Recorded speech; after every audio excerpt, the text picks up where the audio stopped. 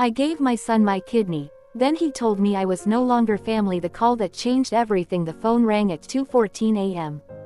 That kind of ring, sharp, insistent, merciless, doesn't bring good news. I knew that before I even reached for it. My heart was already pounding as I fumbled for my glasses on the nightstand. "Hello," my voice cracked. "Mom." It was Evan. I sat up instantly. My son never called that late. He was 32, married, living 2 states away in Denver. Our conversations had grown shorter over the years, polite, distant, scheduled. But hearing his voice that night, thin and trembling, sent a cold wave through me. "I'm in the hospital," he said. They think my kidneys are failing." The words landed like a hammer. I didn't ask questions. I didn't complain that we hadn't spoken properly in months. I didn't remind him of the times he'd canceled visits or forgotten birthdays. I said only one thing. "I'm coming." A mother's instinct. Denver Memorial smelled like antiseptic and fear. Evan looked smaller in the hospital bed. Tubes ran from his arms, machines beeped softly around him. His wife, Laura, stood near the window, arms crossed tightly over her chest. She nodded at me, stiff and formal. The doctor was calm but blunt. "End-stage renal failure," he said.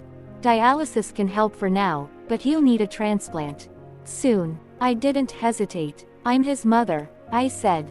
"Test me." The doctor raised an eyebrow. "Donation is a serious decision."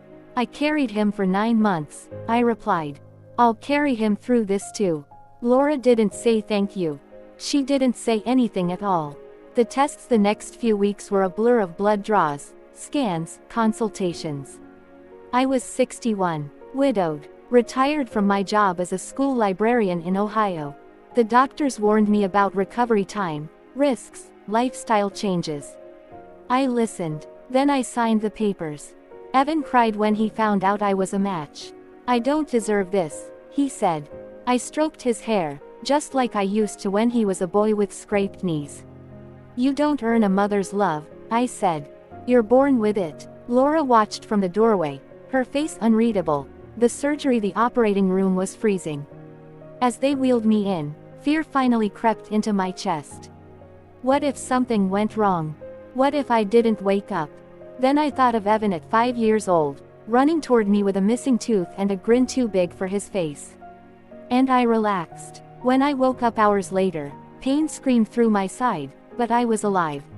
"So is your son," a nurse said gently. I smiled through the tears. Recovery was harder than I expected. Walking hurt. Breathing hurt. Everything hurt. Evan recovered faster. Younger body. Stronger. Laura stayed with him constantly.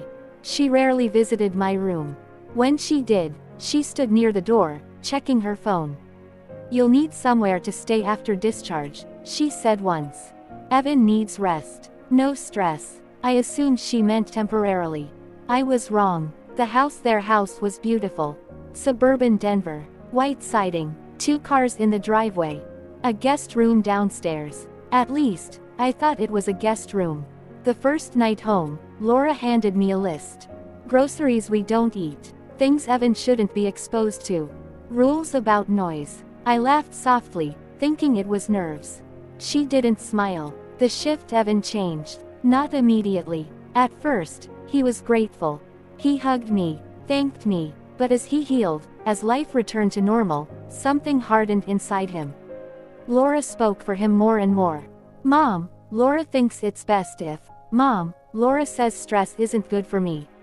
I became a problem. The argument, it happened over something small. I forgot to rinse a coffee cup.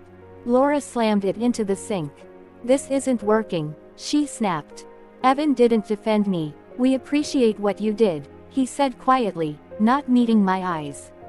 "But, we need our space." I stared at him. "Evan," I whispered, "I gave you my kidney." He flinched. "That doesn't mean you get to stay forever." The words that broke me the next morning. My suitcase was by the door. Laura stood beside it. "We booked you a motel," she said. 2 nights. Evan leaned against the wall, arms folded. "I need peace," he said.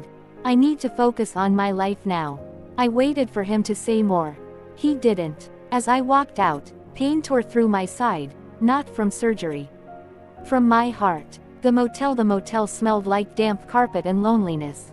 I lay awake all night, staring at the ceiling, replaying every moment of Evan's childhood. Every lunch packed, every fever soothed, every soccer game attended. Was this the price of motherhood? Chapter 11. The truth. 2 days later, Laura called. "We think it's best if you go back to Ohio," she said. "This chapter is over." I laughed, a broken sound. "Which chapter?" I asked. "The one where I saved your husband's life." She hung up. Going home, Ohio welcomed me with silence. My small house felt colder than ever. Medical bills piled up. My recovery dragged on. Weeks passed. Then months. No calls. No visits. The letter. 6 months later, a letter arrived. From Evan. Inside was a single page. "Mom, I know I hurt you. Laura and I were overwhelmed. I hope someday you understand. Please don't contact us for now." I folded the letter carefully. Then I cried until my chest ached. Learning to live again, I joined a support group for organ donors. I started walking every morning. I volunteered at the local library again. Slowly, painfully, I rebuilt myself. I learned something important. Love given freely doesn't guarantee love returned.